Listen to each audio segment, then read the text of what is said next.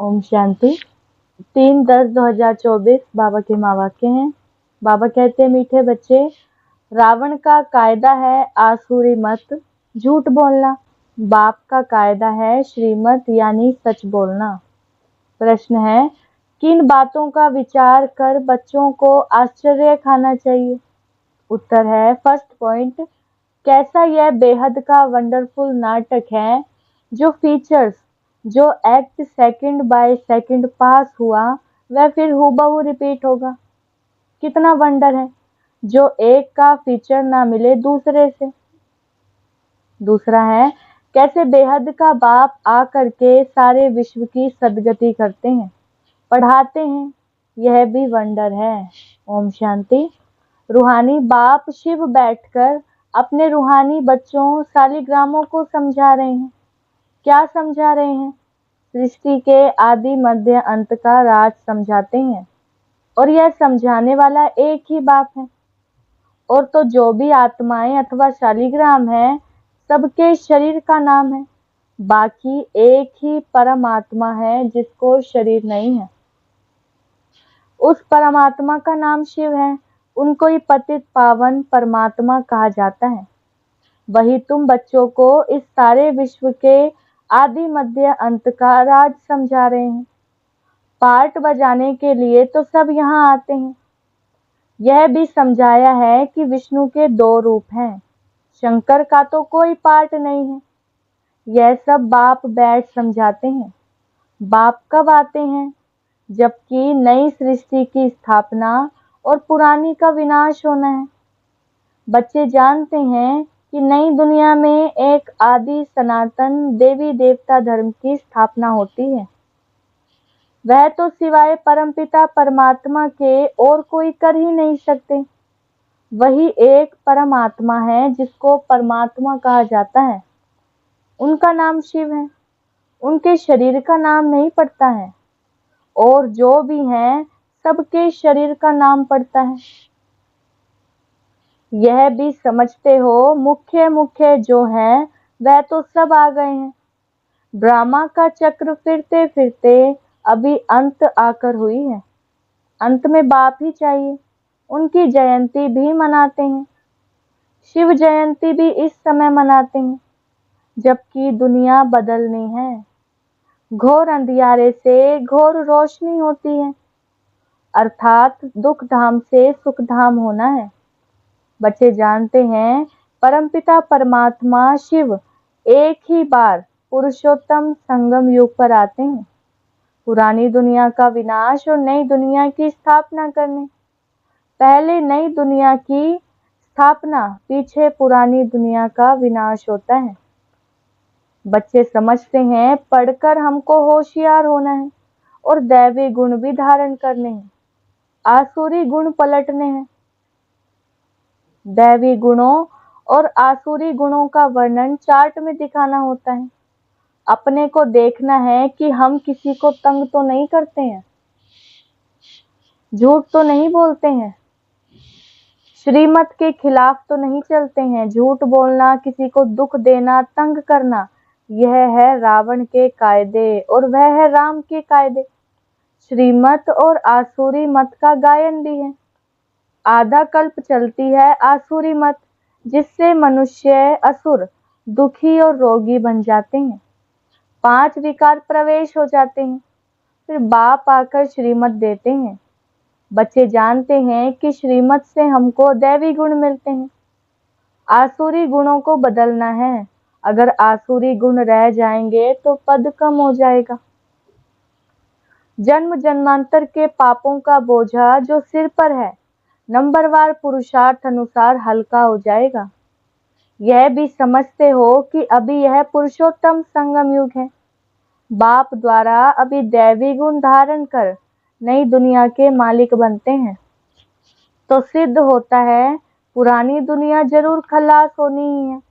नई दुनिया की स्थापना ब्रह्मा कुमार कुमारियों द्वारा होनी है। यह भी पक्का निश्चय है, इसलिए सर्विस पर लगे हुए हैं। कोई ना कोई का कल्याण करने की मेहनत करते रहते हैं।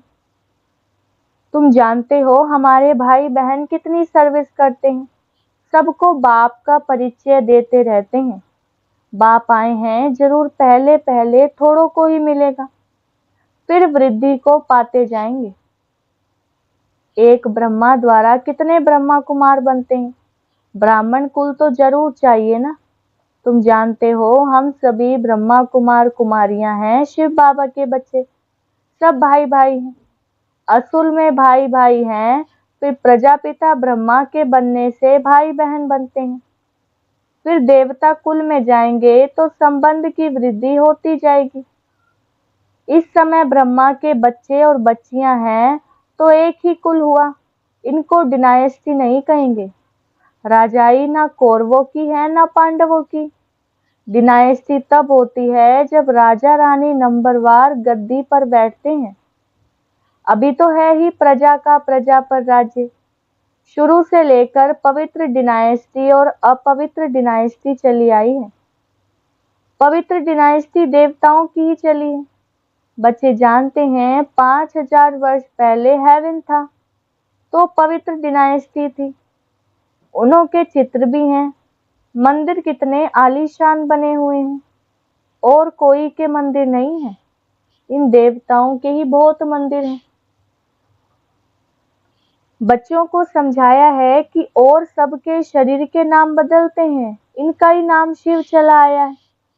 शिव भगवानुवाच, कोई भी देहधारी को भगवान नहीं कहा जाता। बाप बिगर और कोई बाप का परिचय दे न सके, क्योंकि वह तो बाप को जानते ही नहीं। यहाँ भी बहुत है जिनकी बुद्धि में नहीं आता है कि बाप को कैसे याद करें। मूंझते हैं, इतनी छोटी बिंदी उनको कैसे याद करें। शरीर तो बड़ा है, उनको ही याद करते रहते हैं। यह भी गायन है, भ्रिकुटी के बीच चमकता है सितारा, अर्थात आत्मा सितारे मिसल है। आत्मा को शालिग्राम कहा जाता है। शिवलिंग की भी बड़े रूप में पूजा होती है। जैसे आत्मा को देख नहीं सकते, शिव बाबा भी किसको देखने में तो आ न सके। भक्ति मार्ग में बिंदी की पूजा कैसे करें? क्योंकि पहले पहले शिव बाबा की अव्यभिचारी पूजा शुरू होती है ना, तो पूजा के लिए जरूर बड़ी चीज चाहिए। शालिग्राम भी बड़े अंडे मिसल बनाते हैं। एक तरफ अंगूठे मिसल भी कहते और फिर सितारा भी कह देते हैं। अभी तुमको तो एक बात पर ठहरना है। आधा कल्प बड़ी चीज की पूजा की है, अब फिर बिंदी समझना, इसमें मेहनत है। देख नहीं सकते, यह बुद्धि से जाना जाता है। शरीर में आत्मा प्रवेश करती है, जो फिर निकलती है। कोई देख तो नहीं सकता, बड़ी चीज हो तो देखने में भी आए। बाप भी ऐसे बिंदी है, परंतु वह ज्ञान का सागर है, और कोई को ज्ञान का सागर नहीं कहेंगे। शास्त्र तो भक्ति मार्ग के हैं। इतने सब वेद शास्त्र आदि किसने बनाए? कहते हैं व्यास ने बनाए। क्राइस्ट की आत्मा ने कोई शास्त्र नहीं बनाया, यह तो बाद में बैठ मनुष्य बनाते हैं। ज्ञान तो उनमें है नहीं, ज्ञान सागर है ही एक बाप। शास्त्रों में ज्ञान की सदगति की बातें हैं नहीं। हर एक धर्म वाला अपने अपने धर्म स्थापक को याद करते हैं, देहधारी को याद करते हैं। क्राइस्ट का भी चित्र है ना, सबके चित्र हैं। शिव बाबा तो है ही परमात्मा। अभी तुम समझते हो आत्माएं सब ब्रदर्स हैं। ब्रदर्स में ज्ञान हो न सके, जो किसको ज्ञान देकर और सदगति करे। सदगति करने वाला है ही एक बाप। इस समय ब्रदर्स भी है और बाप भी है। बाप आकर सारे विश्व की आत्माओं को सदगति देते हैं। विश्व का सदगति दाता है ही एक। श्री श्री 108 जगत गुरु कहो अथवा विश्व का गुरु कहो, बात एक ही है। अभी तो है आसुरी राज्य। संगम पर ही बाप आकर यह सब बातें समझाते हैं। तुम जानते हो बरोबर अब नई दुनिया की स्थापना हो रही है और पुरानी दुनिया का विनाश होता है। यह भी समझाया है कि पतित पावन एक ही निराकार बाप है, कोई देहधारी पतित पावन हो न सके। पतित पावन परमात्मा ही है। अगर पतित पावन सीताराम भी कहे तो भी बाप ने समझाया है कि भक्ति का फल देने भगवान आता है।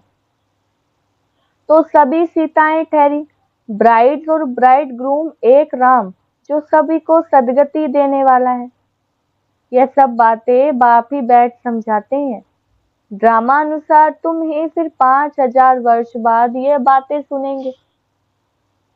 अभी तुम सब पढ़ रहे हो, स्कूल में कितने ढेर पढ़ते हैं। यह सब ड्रामा बना हुआ है। जिस समय जो पढ़ते हैं, जो एक्ट चलती है, वही एक्ट फिर कल्प बाद हूबहू रिपीट होगी। हूबहू 5000 वर्ष बाद फिर पढ़ेंगे। यह अनादि ड्रामा बना हुआ है। जो भी देखेंगे सेकंड बाय सेकंड नई चीज दिखाई पड़ेगी। चक्र फिरता रहेगा, नई नई बातें तुम देखते रहेंगे। अभी तुम जानते हो यह 5000 वर्ष का ड्रामा है जो चलता रहता है। इनकी डिटेल तो बहुत है। मुख्य मुख्य बातें समझाई जाती हैं। जैसे कहते हैं परमात्मा सर्वव्यापी है, समझाते हैं मैं सर्वव्यापी नहीं हूँ।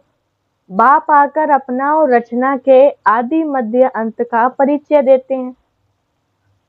तुम अभी जानते हो बाप कल्प कल्प आते हैं हमको वर्षा देने। यह भी गायन है ब्रह्मा द्वारा स्थापना। इसमें समझानी बहुत अच्छी है। विराट रूप का भी जरूर अर्थ होगा ना, परंतु सिवाय बाप के कभी कोई समझा न सके। चित्र तो बहुत हैं, परंतु एक की भी समझानी कोई के पास नहीं है। ऊंचते ऊंच शिव बाबा है, उनका भी चित्र है, परंतु जानते कोई नहीं। अच्छा फिर सूक्ष्म वतन है, उनको छोड़ दो, उनकी दरकार ही नहीं। हिस्ट्री ज्योग्राफी यहाँ की समझनी होती है। वह तो है साक्षात्कार की बात।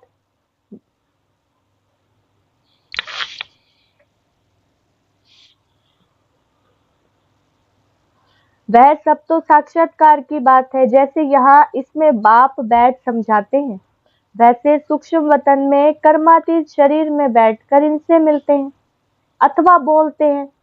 बाकी वहां तो वर्ल्ड की हिस्ट्री ज्योग्राफी है नहीं। हिस्ट्री ज्योग्राफी यहाँ की है, बच्चों की बुद्धि में बैठा हुआ है। सतयुग में देवी देवता थे जिनको 5000 वर्ष हुए। इस आदि सनातन देवता धर्म की स्थापना कैसे हुई यह भी कोई नहीं जानते हैं। और धर्मों की स्थापना के बारे में तो सब जानते हैं, किताब आदि भी है। लाखों वर्ष की तो बात हो ही नहीं सकती। यह तो बिल्कुल रॉन्ग है, परंतु मनुष्यों की बुद्धि कुछ काम नहीं करती। हर बात बाप समझाते हैं कि मीठे मीठे बच्चों अच्छी रीति धारण करो। मुख्य बात है बाप की याद। यह याद की ही दौड़ी है।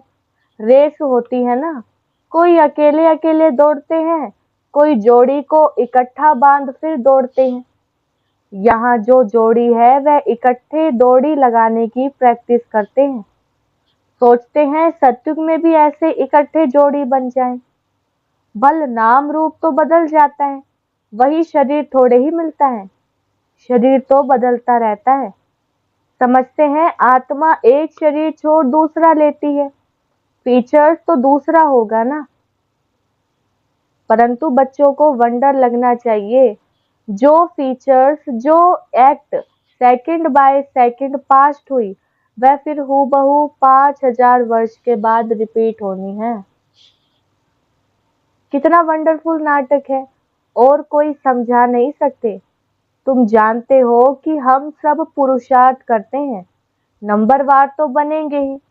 अब सब तो कृष्ण नहीं बनेंगे, फीचर्स सबके डिफरेंट होंगे। कितना बड़ा वंडरफुल नाटक है।